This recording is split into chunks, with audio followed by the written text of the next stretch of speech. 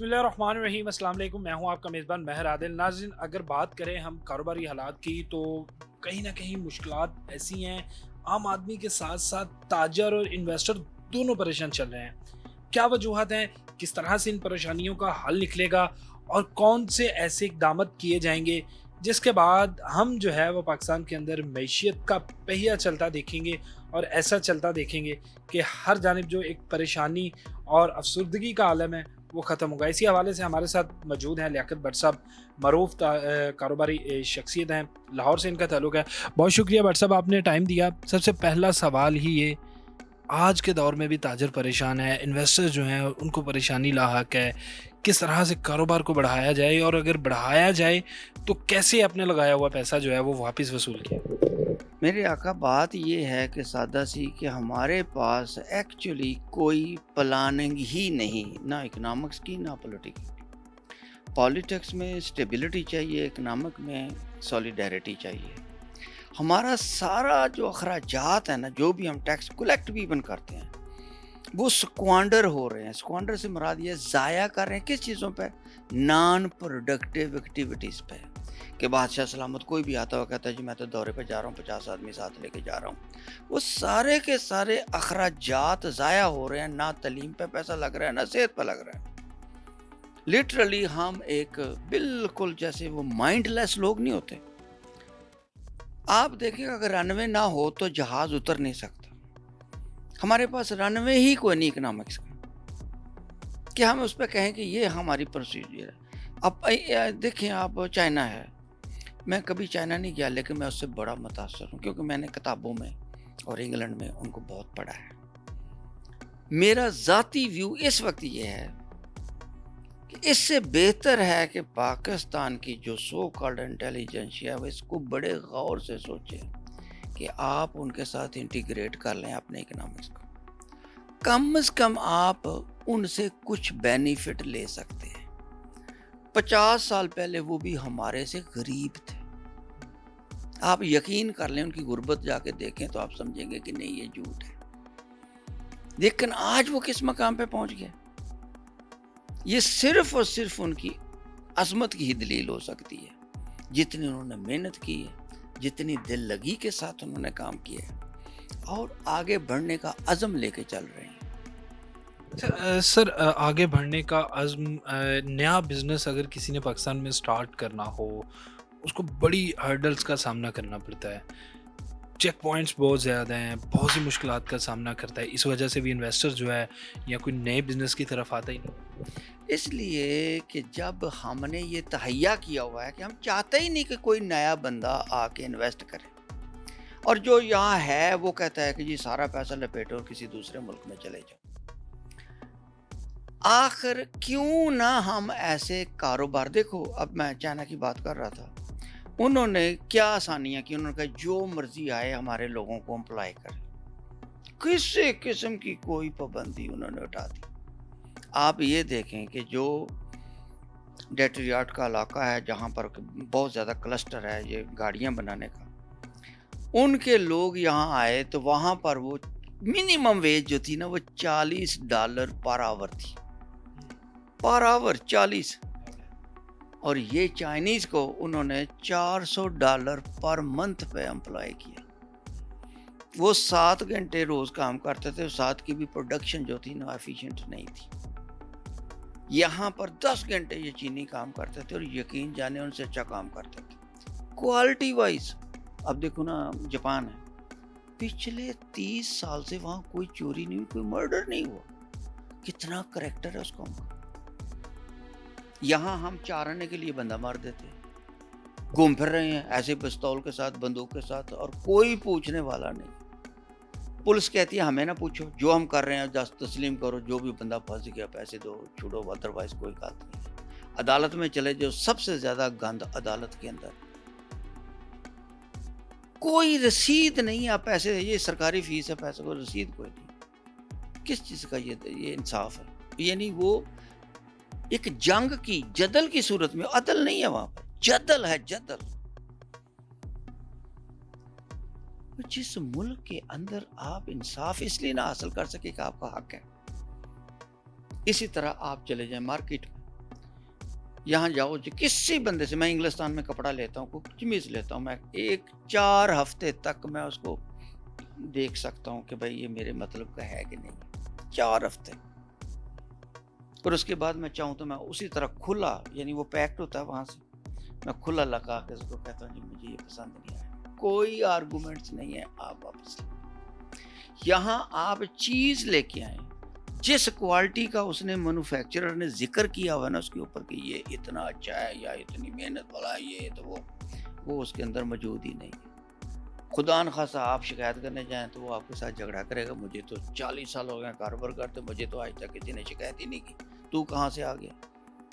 اور اگر فرض کرو آپ نے کہا کہ نہیں میں سچ بول رہا ہوں، کہے گا جانتے میں تیرے جب بڑے بے فضول آدمی ہے، ہمیں کبھی آج تک کبھی شکایت ہی نہیں آئی. یعنی وہ کاروبار کرنے ہی نہیں آیا، وہ بدماشی کرنے آیا.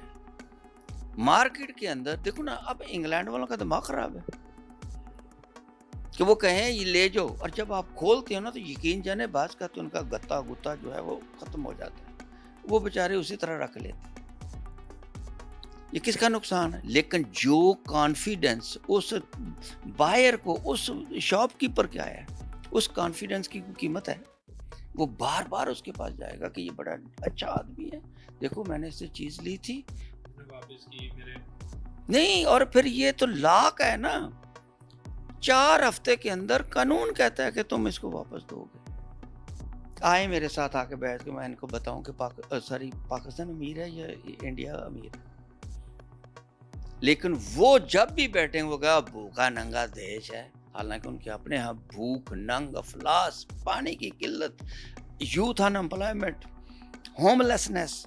آپ دیکھتے جائیں وہاں اور آپ دیکھ کے حیران ہو جائیں گے کہ میں پاکستان سے یہاں کس طرح آ گیا. ہیپینس انڈیکس، اور ایک ہوتی ہے PPP جسے ہم کہتے ہیں پرچیزنگ پاور پیرٹی. اس کا مطلب یہ ہوتا ہے کہ آپ کی کنزمپشن کتنی، یعنی GDP تو صرف یہ بتاتا ہے نا کہ اتنے، بھائی مثلا وہ ہم سے 7 گنا زیادہ آبادی ہے تو ان کی روٹی جو ہے، ہم بھی 2 کھاتے ہیں وہ بھی 2 کھاتے ہیں، ان کو 7 گنا زیادہ روٹیاں خریدنی پڑنی ہے، تو وہ تو GDP شو کرے گا نا جی ان کے تو بڑے پیسے ہیں. لیکن روٹی کا لیول تو وہی ہے جو ہمارا ہے. اگر 7 گنا زیادہ آبادی ہے تو انہوں نے زیادہ لوگوں کو کھلانا ہے نا. PP کا مطلب یہ ہے کہ ایک آدمی کتنے پیسے اپنی ذات پہ خرچ کر رہا ہے، جسے فوڈ بھی کہہ سکتے ہو، جسے آپ انٹرٹینمنٹ بھی کہہ سکتے ہو، کسی بھی جسے ہم یوں کہہ لیجئے کہ کمپیریٹیو انالیسس کرتے ہوئے ان کا جو ڈیٹا ہے، اکنامک ڈیٹا، آپ یقین کریں گے. میں اس لیے نہیں بات کر رہا کہ میرا پاکستان میں جنم ہوا ہے، اس لیے کہ پاکستان ریلی ٹرولی ان سے بہت آگے ہے. میں یہ اس لیے نہیں کہہ رہا، میں کوئی بہت بڑا اکانومسٹ نہیں ہوں کہ میں کہوں جی میں ہارورڈ میں لیکچر دیتا ہوں. میں ڈیٹے سے بات کرتا ہوں، ڈیٹا. اور ان کی سب سے زیادہ غلاظت ایک اور ہے، ان کا سارا ڈیٹا بانگڈ ہے.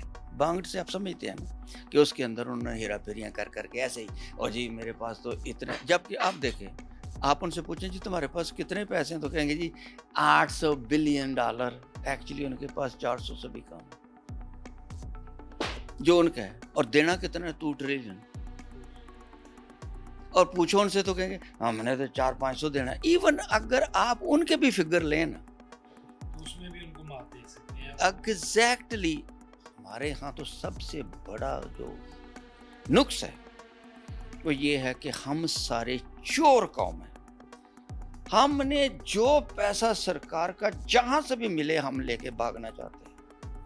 اور یہ ثبوت ہے ہمارے پاس کہ ہماری یہاں فیملیاں، یعنی جس ملک کے 89 2 سٹار جنرل کی بات کرتے ہیں کہ انگلینڈ میں یا امریکہ میں جنرل کہتے ہیں نہیں، میں کہ باہر بیٹھے ہیں پیسے کھا کے.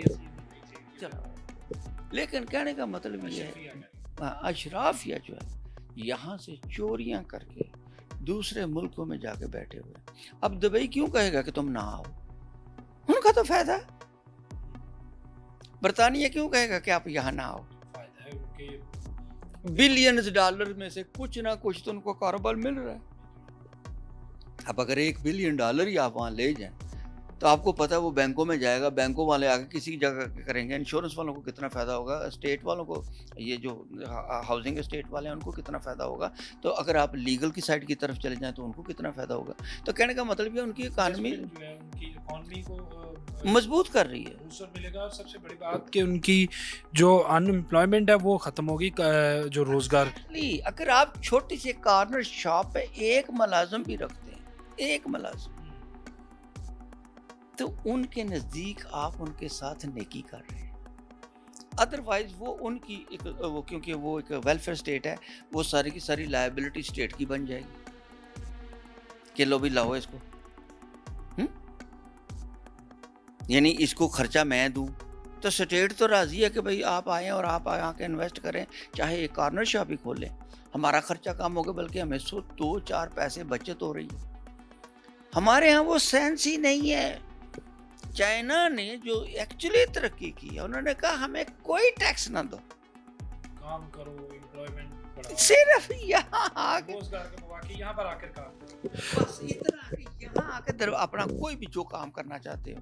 پہلے لوگ کہتے تھے وہ چیپ چیزیں بناتے ہیں، آج وہ یقین کر لیں کہ امریکیوں کو ہر فیلڈ میں پچاڑ رہے ہیں. یہ تو ہم نے سر یہ کچھ دن پہلے ہی دیکھ لیا ہے کہ کیا فیک تھا. بہت شکریہ بٹ صاحب, آپ نے میرے نالج میں بھی اضافہ کیا, اور یقیناً ناظرین جو ہیں انہوں نے بھی ہمارے اس تمام پروگرام کو دیکھا اور بہت کچھ حاصل کیا. امید کرتے ہیں یہ پروگرام آپ کو پسند آیا ہوگا. اس کے ساتھ ہی ہمیں دیجیے اجازت. اللہ نے کے بعد.